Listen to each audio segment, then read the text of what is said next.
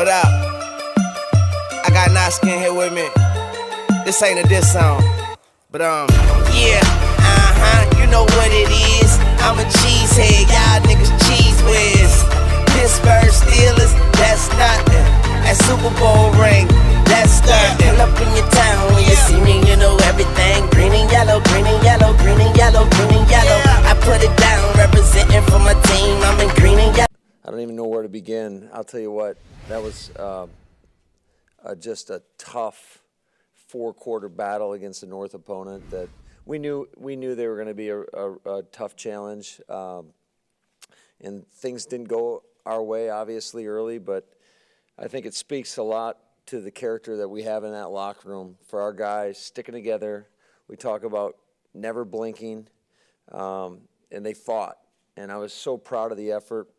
We had a lot of guys that had to step up. Alan Lazard, coming in, making big plays. Jamal Williams making big plays. Our defense overcoming that rough start to really step up in the red zone. And, it was a great team win, and I'm so happy for our players. You got to give the Lions a lot of credit. We knew they were going to be a great opponent. I think they were well prepared. And but it just feels really, really good. I'm so happy for our players.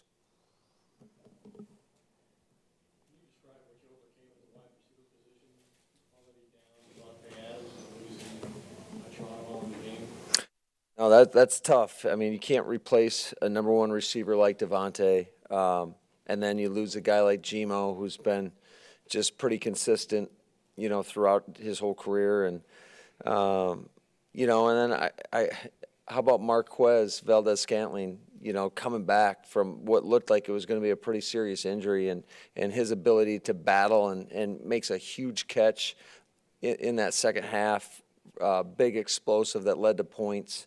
I can't say enough about our guys and the fight they have in them. Willingness to trust those guys.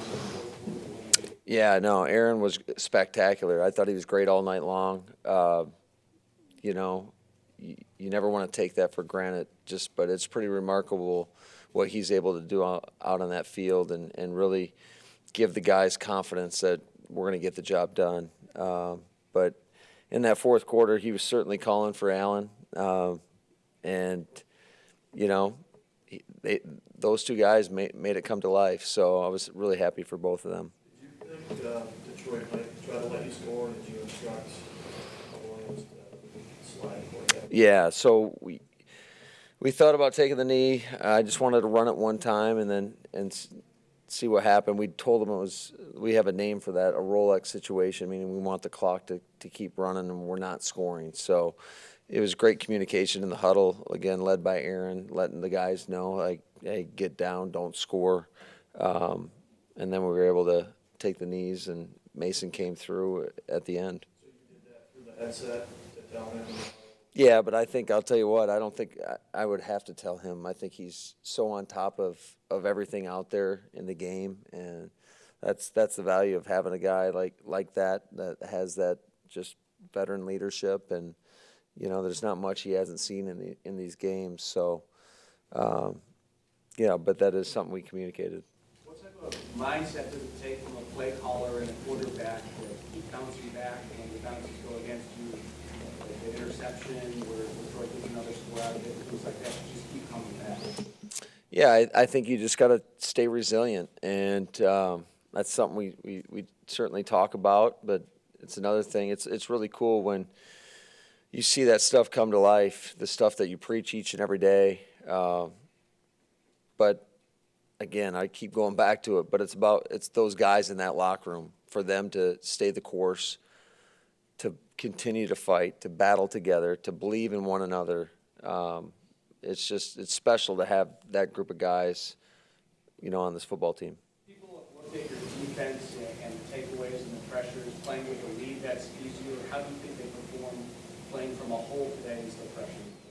Yeah, no, they did a great job, and it started off a little ugly. I think, they had almost 200 yards, I want to say, early in the second quarter or right at the end of the first quarter, and it might have been more than that. But you know, those guys continue to fight. Again, they believe in one another, and it's a testament to their character.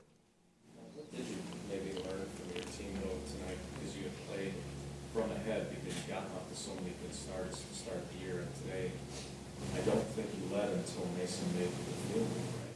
Yeah, no, it just speaks to the character that we have, and the resolve and perseverance, and you know, just the willingness to battle until that clock says 0.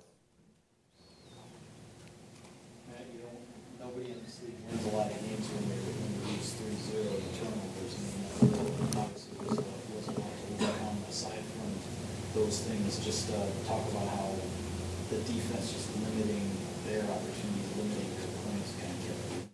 Yeah, there's no doubt about it. If you can keep the opposition out of the end zone, you're always going to have a chance. But I can't remember. I don't know if I've ever been a part of a team where we lose the turnover battle by 3 and came out on top. That's rare. It doesn't happen in this league very often. That's why we stress. You know, we stress the ball so much, and we knew going into this game. I think Detroit's one of the best teams that I've seen on tape this year at attacking the football. You know, I think so. They stripped Aaron Jones early in the game. We had the interception that went off of Shepard's hands, or really off his face, and then he had, you know, the muff punt, which was, you know, a tough deal. But again, our guys, they stuck together and continued to fight. What do you say to Darius after a performance like that? A guy who scratched him blind, they kind of get on this roster. Obviously, things didn't bounce his way tonight. No, it was a tough night, and I think, but you know, he continued to battle, and he's going to have to put it behind him. And I know that there's no, I certainly still trust him, but it was a rough night, and he's just going to have to bounce back. And you know, we're going to support him, and you know, we're just fortunate to come out on top. Matt, you go to 3-0 in the division, and you win a game that didn't always look winnable tonight. Can this be a real stepping stone for where you want to go? Yeah, I think so, but I also know it's a long season, and we got to hit the reset button. We got a tough opponent coming in here, again, coming off a bye. So the goal is to go 1-0 each and every week, and so that's going to be the message to the team. Talking about how resilient the guys were, and obviously giving them credit, but what do you think? Kevin's struggling, obviously, on those first 2 plays early. You've got the turnovers. And what are you kind of thinking as the game is playing out the way it is and you guys are struggling?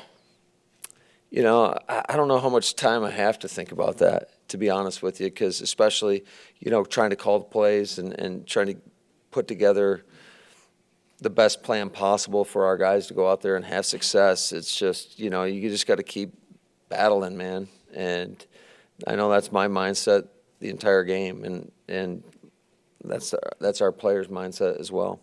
Matt, I know you weren't here last year. Mason Crosby had a tough game against the Lions in Detroit. For him to come back and get the game winner, did you understand the history with it, and how vindicating do you think it was for him? I saw the guys did a Lambeau Field with him and were just picking him up.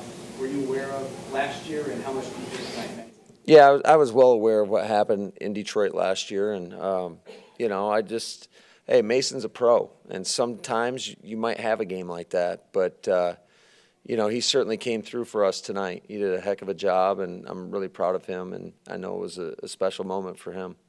Last week when the numbers weren't what Aaron was kind of used to, and he said he played perhaps his best game of the year. Today, do you think it was maybe as accurate as he's been all year, even if the numbers don't really show that? He had 2 dropped touchdowns. Yeah, it was. Yeah, there was certainly some drops out there that our guys would like to have back, but you know, Aaron's so consistent, and that's why he is who he is. And anytime you have a quarterback like that, you always believe that you can come back and win a football game, and I think our guys believe that as well. 2 more, please. What did you think of what Jamal gave you to start and then pretty much all night? Yeah, he did a great job. He always. It was nice to have him back out there. He always is going to give great effort. We know that. He's going to run hard. He's going to get the tough yards. And I know, which speaks volumes to the rest of the guys, but they were happy for him as well. I know Aaron Jones was ecstatic for him. So I think that, again, it speaks to the character of our football team. You were a quarterback. How is a guy, I guess, summoning the courage to trust a guy that he's hardly working with to make a play one down the field? Yeah, that's a great question. You know, I think Alan, we've all known and seen what he does in practice and how he practices and his approach. He gives great effort each and every day. I think he's a guy it's improved since the day we've gotten here, and I know Aaron really trusts his ability to be in the right place at the right time, and then when the ball is there, he's going to come through with a catch. So even if your quarterback likes him, even though you see what he does in practice, does he sometimes have to be forced into the lineup like he was tonight and do what he did to really prove that he's capable when the lights are on? Yeah, I think so. I think sometimes, you know, you have an injury or whatnot, or for whatever reason, and that's how some guys become who they are. And he was given his opportunity, and to his credit, he was ready for that opportunity.